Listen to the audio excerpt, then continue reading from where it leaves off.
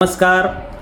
या ठिकाणी महाराष्ट्रातल्या साहित्यिकांचा सहवास जसा मला सातत्यानं लाभतो तसा लोककलावंतांचाही सहवास सातत्यानं मला लाभत असतो. आज माझ्या ठिकाणी महाराष्ट्रातले एक नामवंत विचारवंत ज्याला आपण म्हणतो की ज्यांनी महाराष्ट्रातले जे ध्येयवादी लेखक आहेत जे वि स खांडेकर यांच्या ययाची कादंबरीचं लेखन ज्यांच्या हातून त्यांच्या उत्तरार्धात झालं असे त्यावेळचे तरुण असणारे सुधाकर पोद्दार सर, माजी सेवानिवृत्त शिक्षक, अंकलकोपचं भगतसिंग हायस्कूल इथले मुख्याध्यापक माझ्या ठिकाणी आज भेटायला. ते मूळ निपाणीला राहतात आणि त्यांच्याबरोबर आलेले आहेत की पठाण सर, त्यांचे सहकारी. ते इंग्रजीचे खूप उत्तम शिक्षक आहेत. त्यांनीसुद्धा 33 वर्ष नोकरी या भगतसिंग हायस्कूलमध्ये केलेली आहे.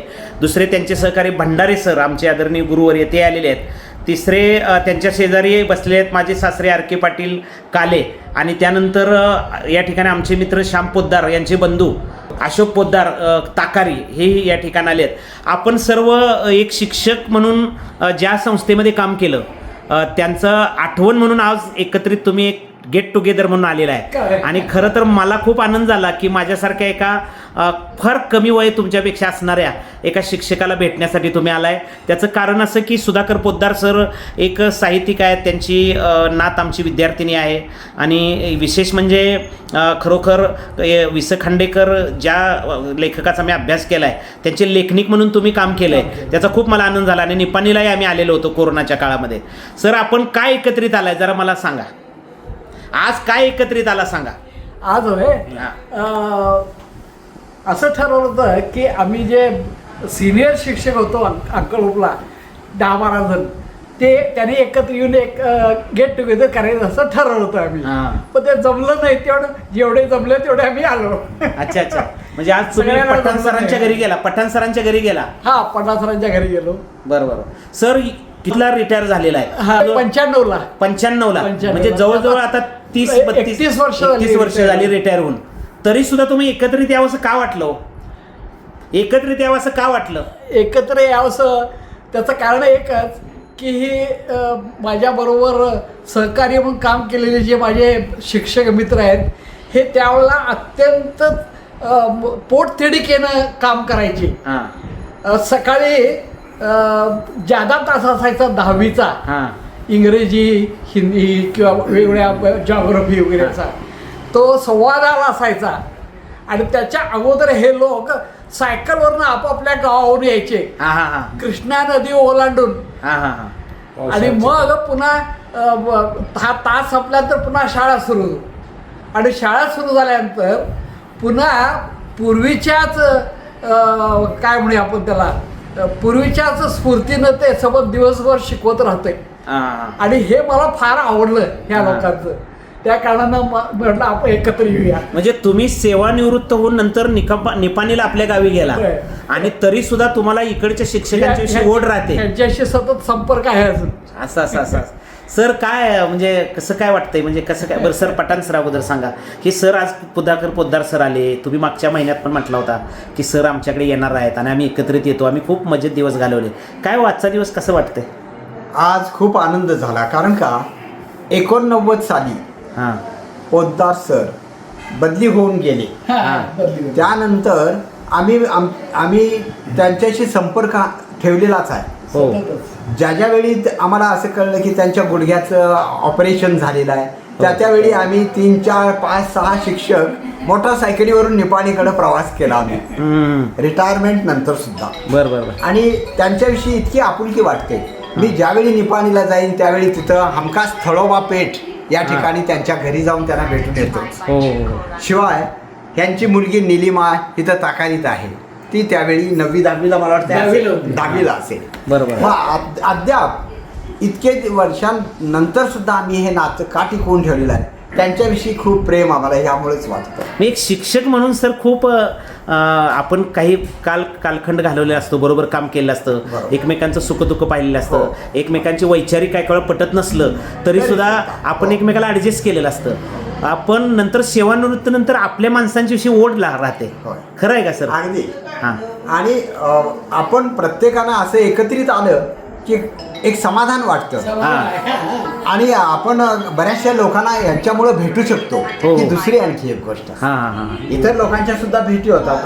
आज यांची भेट झाली, त्या जावयांची भेट, झाली. हां या सगळ्या भेटी हां बरोबर. सर तुम्हाला काय वाटतंय की आज भेट मला आपण- फार एकत्र आल्यामुळे फार आनंद झाला आहे.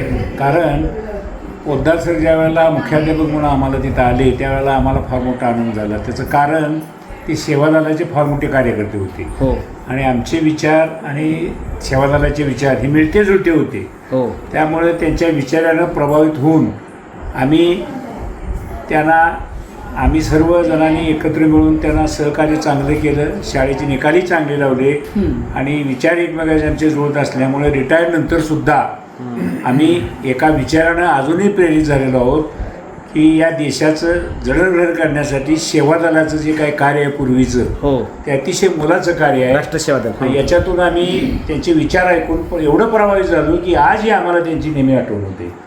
सर भगतसिंग या नावानं असणारं जे शिक्षक म्हणजे के.डी. नानांना धन्यवाद द्यायला पाहिजे. हायस्कूलला कोणी आपल्या गावाचं देवाचं किंवा कुणाचंही नाव देतं, पण एका शहीद झालेल्या माणसाचं नाव भगतसिंग दिले म्हणजे खरोखर ते पुरोगामी विचाराचे होते. मी ते त्याचा कारण सांगतो. के.डी. नाना पाटलांनी ज्या वेळेला ही शाळा स्थापन केली त्यावेळेला 2-3 ठिकाणी छोट्या छोट्या घरामध्ये हायस्कूल होतं. गावात.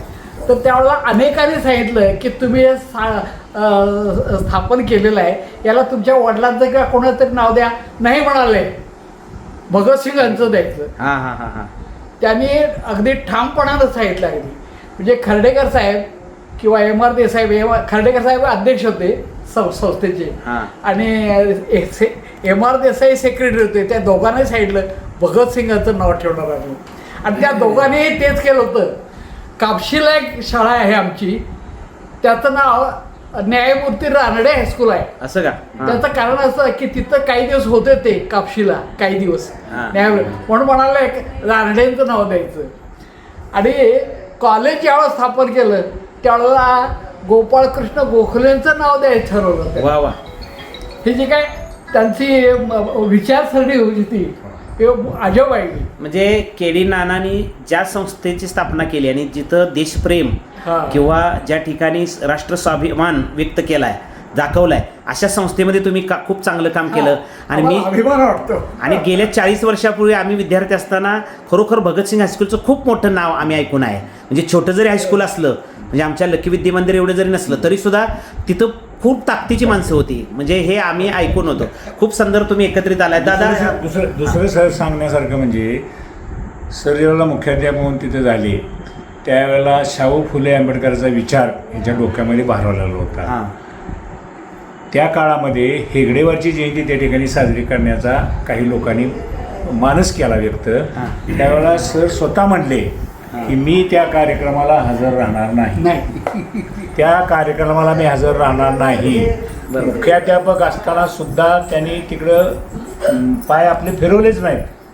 घरात बसले पण त्या कार्यक्रमाला गेले नाहीत. अरे त्याच्यामुळे आम्हाला पटत नाही. म्हणजे शाहू फुले आंबेडकरच्या विचारानं प्रेरित झालेली व्यक्तिमत्व असल्यामुळं त्या कार्यक्रमाच्या ठिकाणी गेले नाहीत आणि याचा आम्हाला अभिमान आहे. आम्हाला फार मोठा अभिमान वाटतो. खूप सुंदर एक चांगली आठवण तुम्ही सांगितली. अजून तुमच्याकडे मी येणार आहे. दादा तुम्हाला विषय कळला असेल आता की बाबा हे सेवानिवृत्त 3 शिक्षक आज 30 वर्षानंतर एकत्रित येतात आणि आपलं स्वतःचं म्हणजे आता जीवनात काही अर्थ नाही, आयुष्य आनंदात जगायचं आहे आणि एकमेकांशी संपर्क ठेवणं, माणसं मिळवणं, पण पूर्वीची स्मृती आठवण ठेवणं. मग कसं काय वाटतंय तुम्हाला? ही भेटले आपल्या घरी आलेले आहेत. मला फार आनंद झाला.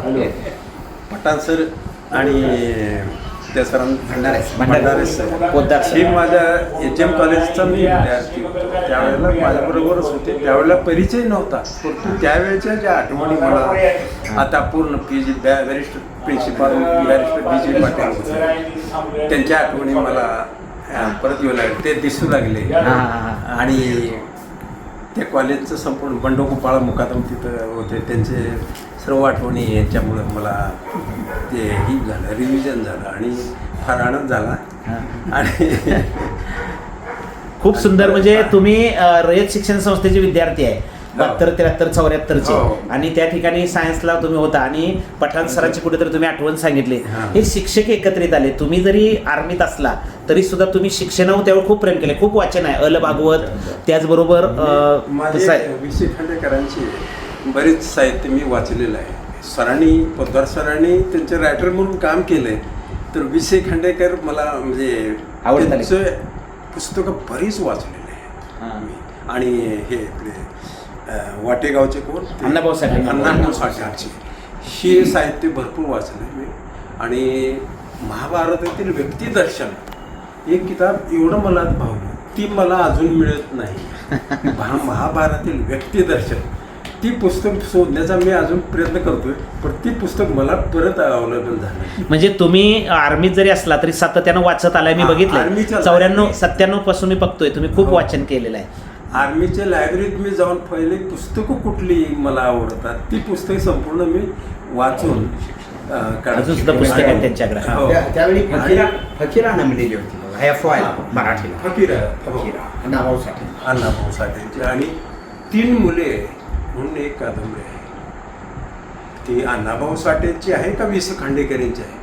ती दोन मला म्हणे. फार भावली. दोन म्हणे. 3 मुले. 3 मुले. हां हां, त्यात 2 मुलं आणि 1 मुलगी असते. हां. त्यात त्याचं थोडक्यात नाही मला आता सांगता येणार. खूप सुंदर. हे होते माझे सासरे आर.के. पाटील काले आणि त्यांनी खूप सुंदर आठवणी आपल्या सांगितल्यात. आमचे सर्वही आदर विचारूया. तर त्या ठिकाणी खूप सुंदर या ठिकाणी हे सगळं निमित्त असं एकंदरीत आलेलं आहे की हे सगळी मंडळी आज आमच्या घरी आलेली आहेत आणि खरोखर पोद्दार सरांचा सहवास मला गेल्या 4 पासून लाभतोय. पठाण सर तर आमचे आदरणीय 20 वर्षापासून समाजवादी प्रबोधिनी या संदर्भात कुठेतरी मीच अलीकडे येत नाही आहे पण असतो. आणि भंडारे सर तर काय गेल्या मी पत्रकार असल्यापासून माझा संपर्क आहे तुम्ही बोल. तर ही सगळी मंडळी यांनी काय एकत्रित आलेत याविषयी आपल्याला आठवणी सांगितलेल्या आहेत. यानंतर आपण त्यांच्याशी संवाद नक्की पुढे साधणार आहे. धन्यवाद.